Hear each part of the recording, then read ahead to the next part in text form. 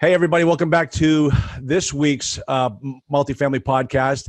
I am your host, Charles Dobbins, the multifamily attorney. And with me today, I have Andrew Keel. All right. Now, Andrew Keel, I know this is called multifamily, but Andrew is coming at this from coming at the cash flow business from a different perspective on what he calls manufactured housing. I call mobile home parks. I mean, it's like potato.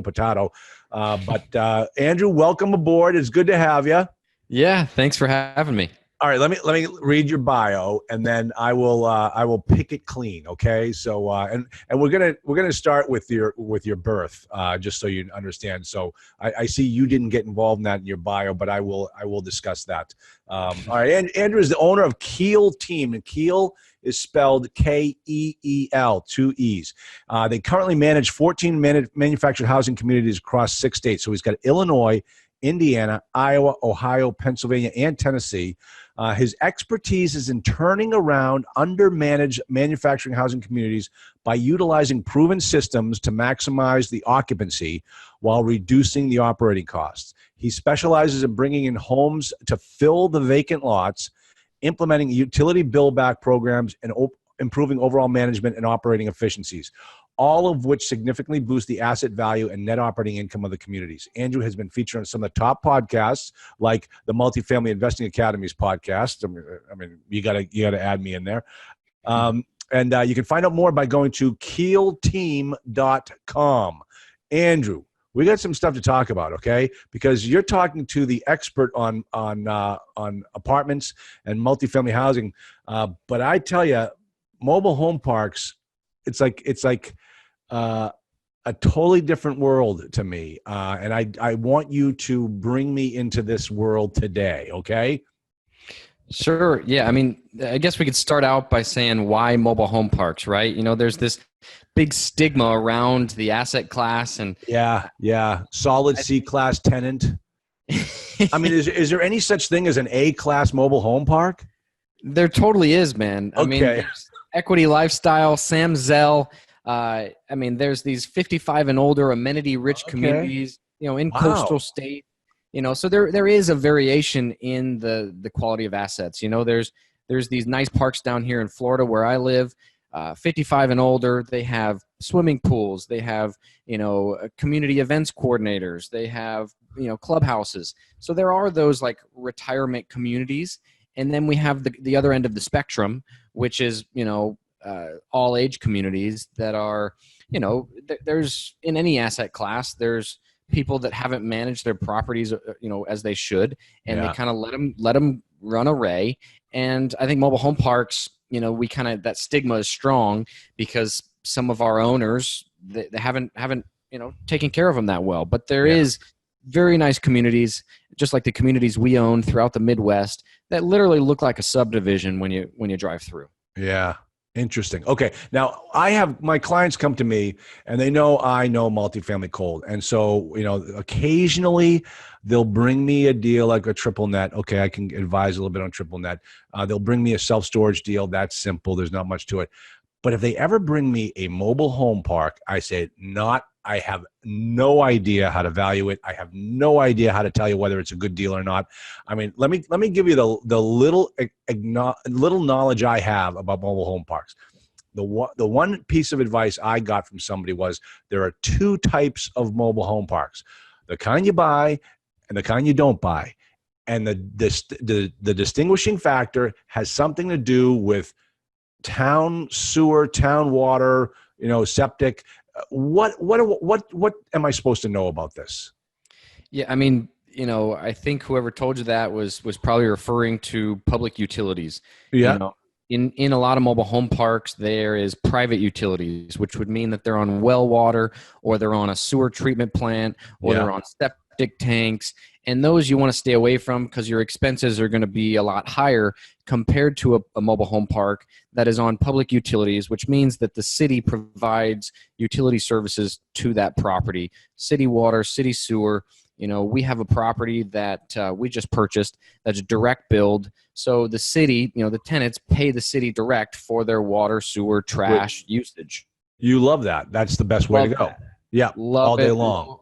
low expenses, that's the ideal situation. But in a private park, which we do own properties that have wells and septics, you're responsible for all the lines in the park. So, and the water of the park, and the EPA, there's quite a lot of testing that goes into upkeeping that, making sure there's enough chlorine and so forth.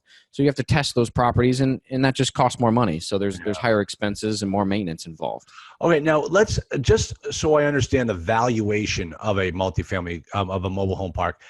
I mean, you guys work on driving the NOI and you buy it on based upon cap rates, and so what's a standard cap rate?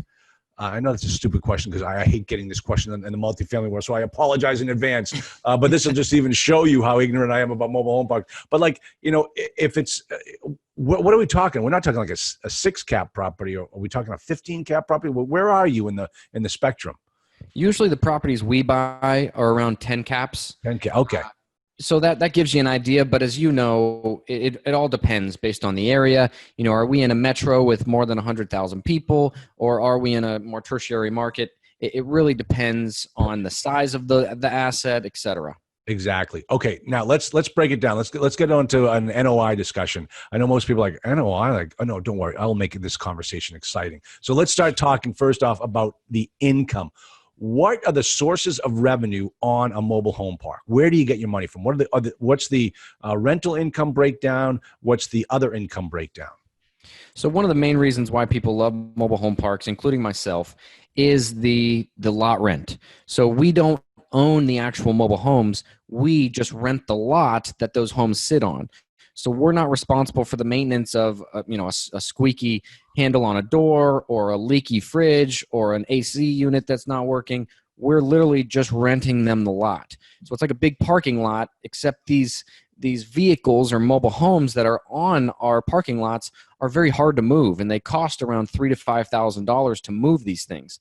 So we have low turnover in our tenant base in the tune of about 4 to 5% annually, because of the fact that these mobile homes are not exactly mobile. So when it comes to NOI, mobile home parks are valued based on their income.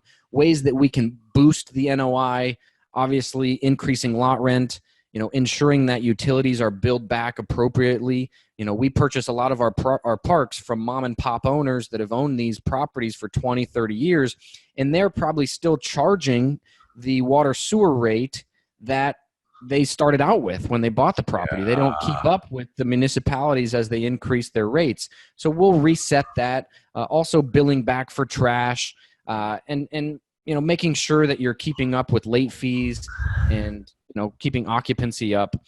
Those are just a few ways. How do you evict somebody? Evicting is the exact same process as if you're evicting someone out of an apartment. You give them the notice based on the number of days. You evict them from the property, and even if they own their home, they're gone. So then they would have 30 days to remove their mobile home from the property. And a lot of these tenants, if they couldn't pay the $300 for lot rent, they're not going to be able to come up with the $3,000 to $5,000 to move their home out of the park. So then after probably around 30 to 60 days, you can file for abandonment on that home and end up becoming the owner of that home, which you can then rehab and resell. Okay. And the thing is that is, oh my gosh, hold on a second.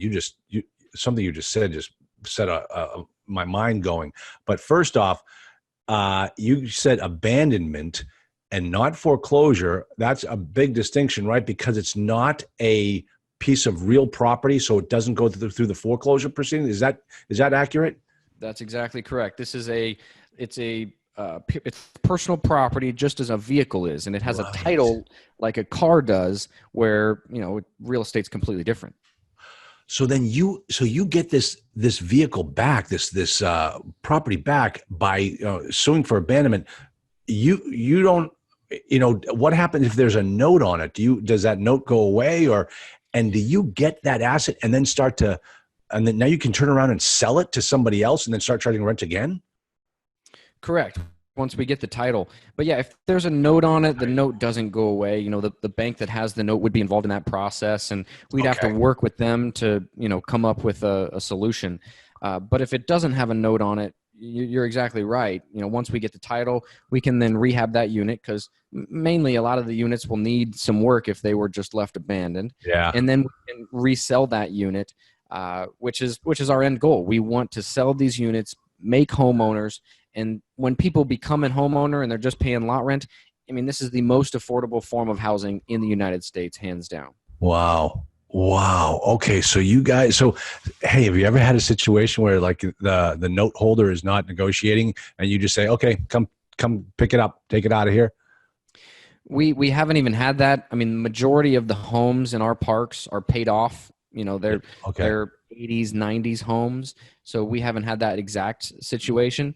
But we have had the fact of a tenant, not wanting to follow the park rules. And we just say, hey, we're not renewing your lease. You have 30 days to remove your home from the park, of which they didn't do. So then, we were able to file for abandonment and, gain ownership of that mobile home. Boy, that's another nice source of revenue for that multifamily owners never see.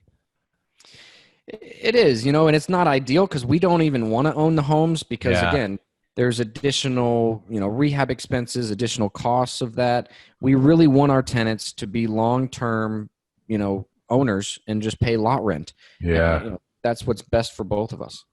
All right. So if we see that, we talked about the income, let's talk about expenses on a typical mobile home park. Obviously you've got taxes. I mean, what do you have for insurance? Yeah, so insurance is usually $1 million, $2 million aggregate, general liability policy. We also have loss of rent insurance. And when I talk to people interested in investing in mobile home parks, their first question to me is, "Hey, what happens if a tornado comes through and wipes out the whole park?" Well, we carry loss of rent insurance for up to 18 months. So that our income is guaranteed through that, issue. And usually when a tornado comes through, it doesn't wipe out an entire park like a hurricane would. Tornadoes will maybe take out a couple homes, and we'll be able to sustain our income to overcome that, catastrophe that it would be, obviously. But loss of rent insurance, we also carry non-owned auto insurance because we have an on-site manager that's on the property. And that's what we cover. But so taxes, insurance, we pay our manager, and payroll. Then if there is utilities like street lights, if there's a well, you're going to pay to heat that well house, and you're going to pay for the electricity, gas for that. What's a typical expense ratio? Typical expense ratio is 30 to 35%. Okay, wow, that's great. Did you hear about the 3 multifamily owners in a bar? First guy says, "Hey, I'm having a great year," and the other two say, "What happened?" He goes, "I lost one of my units to fire." And the other two, "Oh yeah, that's a good year." And the second guy says, "I'm having an even better year."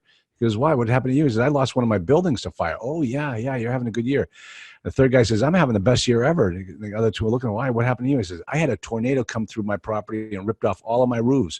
And the 2 other guys look at him and say, "Who'd you get to do that?" Oh, jeez. Yeah. These are the jokes, man. These are, when you're in this business, you got to take what you get. So that's it. Yeah. All right. So let's talk about finding these properties, these deals. First of all, how did you get involved in this? What's your background? Where'd you come from? It's an awesome story. I started out flipping houses and wholesaling in Central Florida. Through my marketing, I sent some yellow letters out, and I got a response from an owner of 2 mobile homes up in Ocala, Florida. And he wanted to sell these 2 mobile homes, which were nice vinyl-sided shingle roof homes, for $2,200 for both of them. So $1,100 a piece. And I knew there was a way to make money on these things, and I didn't know how. So I got on Google, the thing we all rely on, and I started typing in how to make money with mobile homes. And I came across a guy named Lonnie Scruggs, who wrote a book called Deals on Wheels. And I mean, it was a fantastic. Sounds like a country western singer, first off. Yeah. Lonnie Scruggs. You gotta Google this guy. I mean, he's a hoot and a half. He definitely has created an awesome business model with creating mailbox money.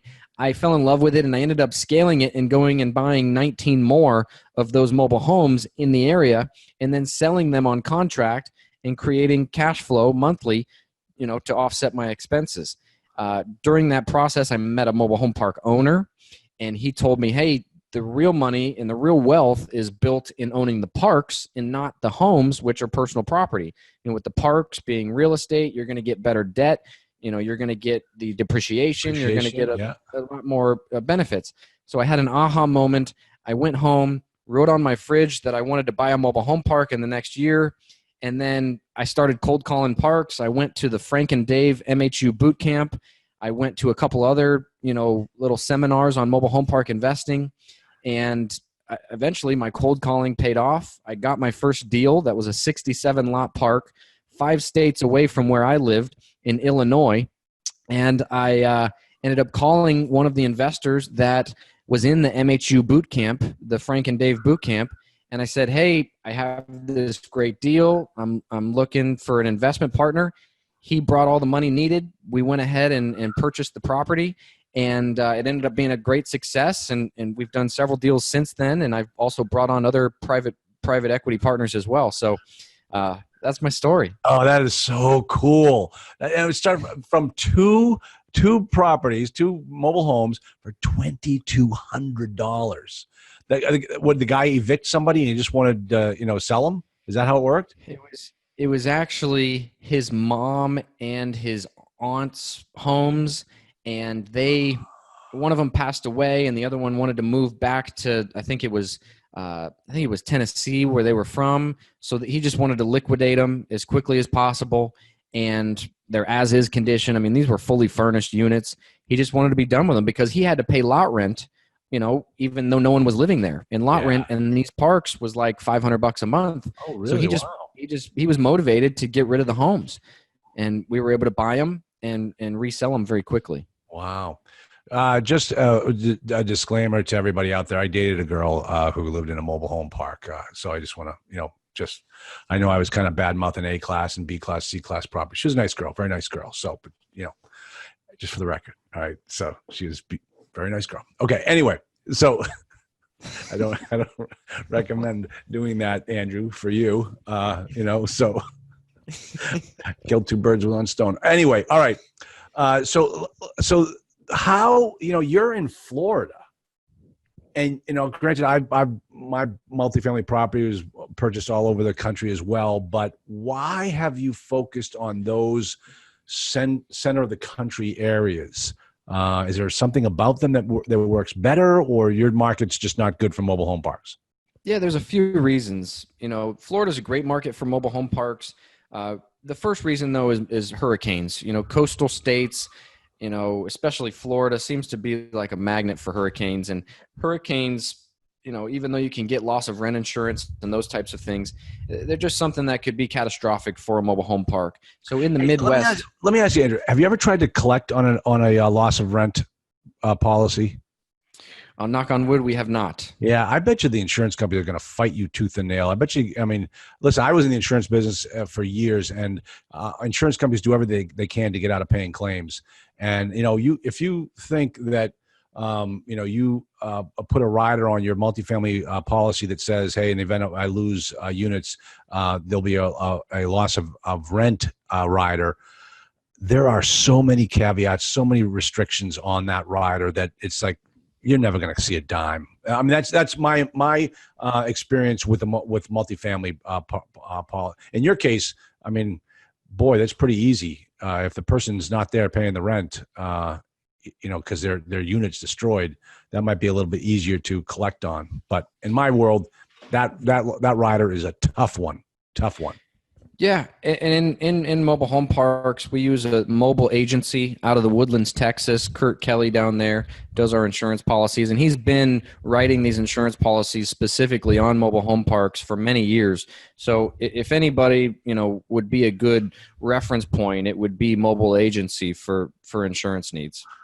Cool. All right, so what is it about the Indiana? I mean, we're in Tennessee, by the way. We have one in Covington, which is just north of Memphis, about an hour. Oh, okay, yeah. And my guess is you just get these from, you're doing direct mail. You're doing, you're calling these people all the time. Yep, direct mail, cold calling. We also have purchased some from brokers now that have, passed as pocket listings and things like that. So cool. We've diversified. We've had to.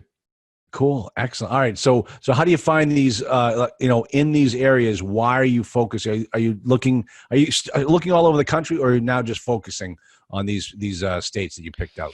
Yeah, well, now that we have a good portfolio in the Midwest, it makes sense to cluster. We get economies of scale with our management to purchase properties near our existing ones.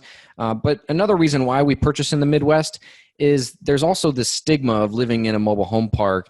And in the Midwest, for whatever reason, we found that the stigma is not as strong in that, for a first-time home buyer, a newly married couple, it's more normalized for them to go live in a mobile home the first couple years after they get married.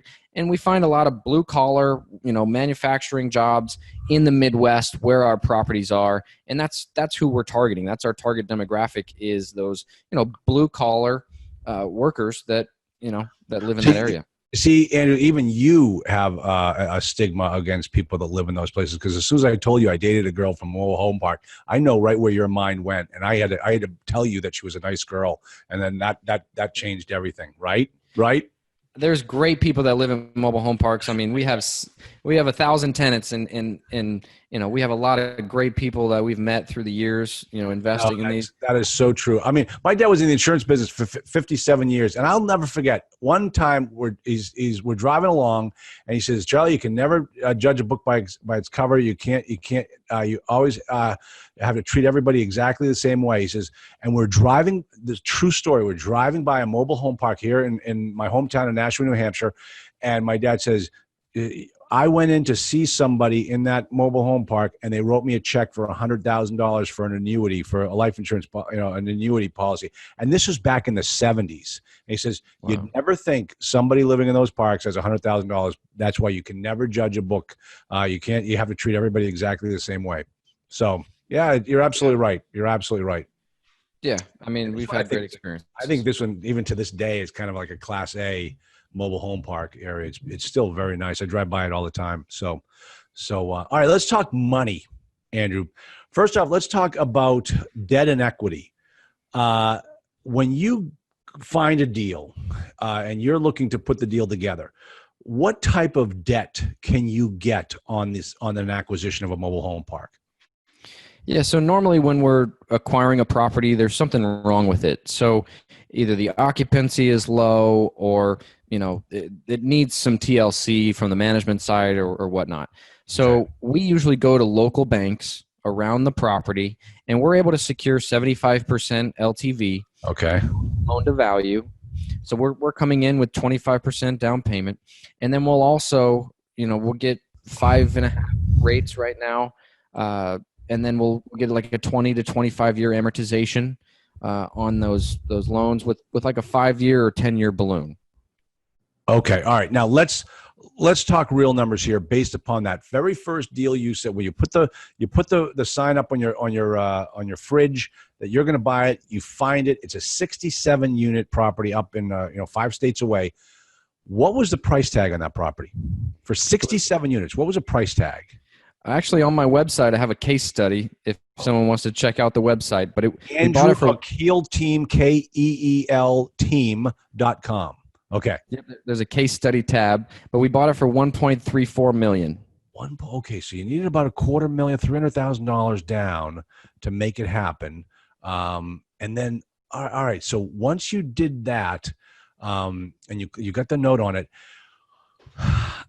do you still deal in things like debt coverage ratio? And obviously you must, the NOI over the debt. I mean, what's a good debt coverage ratio for a mobile home park? Usually around 1.75 to 2. Okay. Oh, really? That high? 1.75 to 2.0. Yeah. Wow. That's really good. That's unbelievable. Our lenders want to see 1.25. That's what they're aiming for, but we're well above that. Yeah. Don't even listen to what the lender wants. They're the ones that can take your property away if you screw up. I don't know if you know this, Andrew, but I call the debt coverage ratio your sleep number. And, the banks can sleep very well with 1.25 and 1.2. I can't. I need 1.6 and higher. So, yep. All right. Now, you obviously, this was great that you went to those guys, Frank and his friend there. Frank and Dave. Yep. Frank and Dave, and you met some investors at that conference who were looking to get involved. They had the cash, and you put the deal together.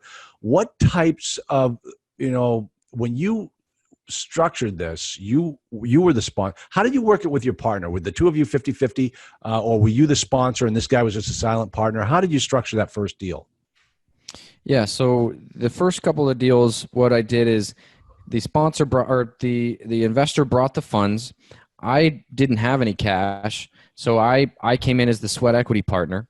We split the deal 50-50. On the investment that he made, he got a 10% pref on that investment, and then he got his money back first before I even got a dollar. So the event would be the refinance point, where he would get his full capital back, which we ended up doing in just under 2 years. Great. And then he got all of his money back, plus we were able to pull out some extra equity. And then, we split that 50-50. Okay. Wow, that's a nice deal for him, huh? It was a great deal, and it was a good deal for me as well. I mean, he took a chance on me, and, he deserved the reward. Yeah, he did. Here's my issue with that structure, is that if you are not getting a dime out of it until some event down the road, if things go south, like what's there to keep you hanging on? What's there to keep you working in the deal? And I say this, I'm not questioning you at all, Andrew, but the reason why I say this is I was in the same type of partnership. As soon as things went south, they went running for the hills. Some of those partners went running for the hills. I mean, before, when everything was fine, the partners were working great and everything's fine. As soon as things got tough, they got all scattered, and I was left holding the bag. So that's just my comment on your structure. Obviously worked out great for both of you. That's fantastic.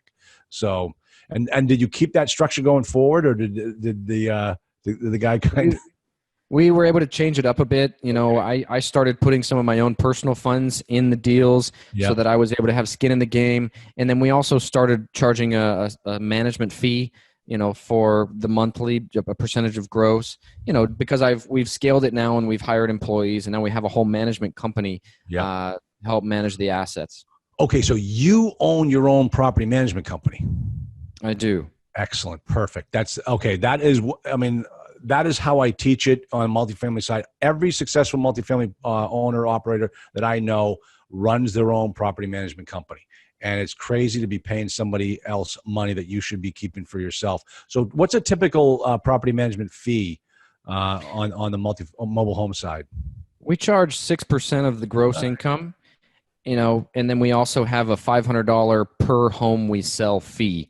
Because when we get a vacancy, we'll have to come in, manage a rehab, and then sell that home again to start collecting lot rent. Now, do you keep this? This is your full-time gig, or is this something you split with your partner? No, that would be entirely my management company that would keep that. Okay, folks, if you're just listening, I mean, Andrew is doing it the way that I teach it to be done, because there are going to be some times when the profit in a particular month is not there because you had to go fix pipes somewhere, or the acquisition fee, forget it, that's already been spent. But that property management fee, you pay yourself first. You take your money off the top every single month. That's what's going to pay your tuitions. That's what's going to pay your mortgages. That's the beautiful thing about being in this business, is there are so many different ways to make money. But that property management fee is you can set your clock to it. So. It's great. And we also ended up starting our own mobile home transport and installation business that kind of yielded off of this, because in this business, infill is a big opportunity for us. My whole business model is based around, filling vacancies. We'll buy properties 65, 75% occupied. A lot of mom and pop owners, they've owned these for 20, 30 years. They have no debt on them. Yep. So they're still making a couple $100,000 a year, even if it's only 70% occupied. So we'll buy those, come in fully funded, fill those vacancies within the first 6 months, and then, we can refinance a lot faster, with the vacancy as close to 100% as possible. So we add tremendous value that way. And, my transport company will literally move on site. And we just finished a 5-park portfolio in Illinois. We brought in 23 used homes and 17 new homes. And my transport guy moved on site, installed every home, just was able to get things done a lot faster. That was one of the pain points early on we ran into, is the transportation companies were very unreliable and, very expensive, had to move from other states. So we were able to skip that and, be more efficient. That is fascinating, because one of the things you mentioned in your bio about, one of your specializations is to bring in homes to fill vacant lots. So when you're talking about the vacancy on in a park that you're looking to buy, we're talking about there's nothing even on the pad. There's nothing on the lot. I mean, you have to bring in your own structure and then sell it. Correct. It's very rare that a tenant will contact us and say, "Hey, I want to bring my home into your park, and I'm going to pay for everything to get it moved in." Very rare, just due to the cost of doing so. So for us, we will buy the homes, bring them in ourselves, set them up, sell them on site, and then once the tenant pays it off, then they just drop to paying lot rent. All right, that's fantastic. I am boy.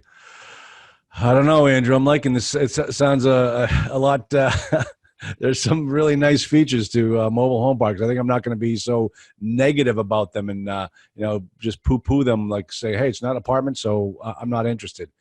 This has been very interesting. So listen, when we come back from our break, are you ready to play our game? I'm ready. Let's do it. So? Oh yeah. Well, what about this? You ready to play the game?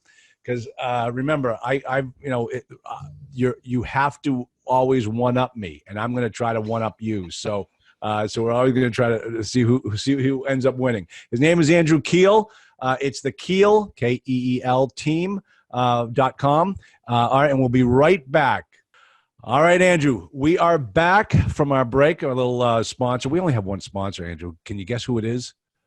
Multifamily Investing Academy. Oh my gosh, how'd you know that? How did you know that? Okay, here we go. The game is played. Oh yeah, well, what about this? Andrew, the ball's in your court. Give me a story. So in one of our properties in Ohio, my wife and I moved into a house that was in the front of the park. This was my first park that I bought without investors. So we were really, gung-ho. We moved on site, and we were going to stay there for 3 months to infill, about 7 homes, rehab another 6 homes that were vacant, and bring in 6 brand new homes.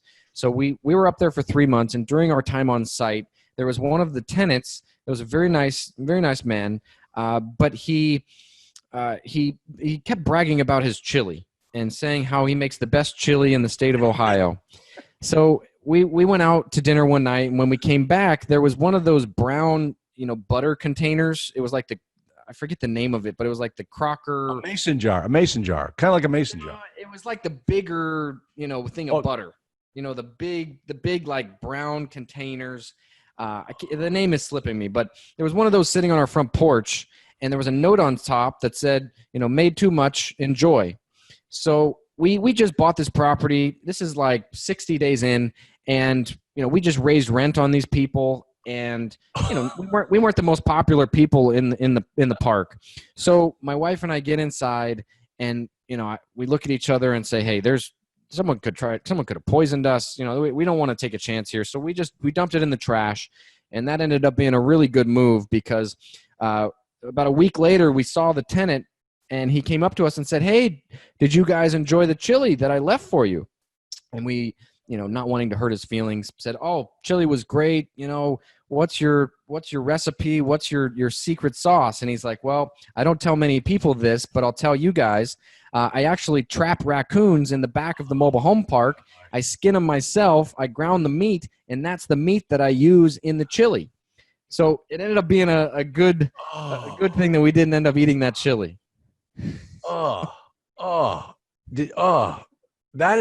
ugly. That's I mean, that's the only story that I can come up with that has to do with food was that one time I was going through a property. We're doing the inspections, and I walked into this guy's place. He was an Asian Chinese guy, lived there by himself, and he had every window covered up and black taped over, and he had like all the food everywhere. And it turns out that he was he owned a Chinese restaurant, and he would do all his prep in the condo. And so he covered up everything so nobody would smell it. and he didn't want people knowing that there was a whole other kitchen going on in there. And no, I didn't even bother eating his food. But I found out where his restaurant was and made sure I didn't go there. So all right, yeah, that is a pretty gross story. But listen, let me tell you. For those of you listening, when you become owner operators, you will have these stories too, because it just it's just nature of the business. People are funny, people are great, but there's always that one. There's always that one. So, Andrew, hey, thank you so much for being a guest on the Multifamily Investing Academy's podcast. And I'm afraid I'm going to lose all my clients to you. They're all going to run over to the mobile home side. But his name, Andrew Keel, and don't forget, it's Keel, Keel team.com. Go check out his case studies on his website so you can find out the real numbers, which is, remember, folks. And for those of you listening at home, if you're not listening on the radio, if you're not seeing us live, Andrew's wearing a T-shirt that says it all. We are in the cash flow business. That's all it is. I mean, that's the name of the game. And mobile home parks sound like a fantastic cash flow vehicle as well. So, Andrew, thank you so much. Go enjoy Florida, man. I feel like I'm in Florida here in New Hampshire right now, but go enjoy the rest of your day. You're done here, man. You've done. You've Thank you for filled having your. me. I really appreciate it. Thanks for having me on the show. And if anybody's interested in reaching out, just have them head to my website. All right, and they can contact you from there as well. Yep, they can set up a free consult, and I'd love to set up a call with them. Excellent. All right, thanks, man. It's great to have you. Thank you. Thanks for having me. Talk to you soon.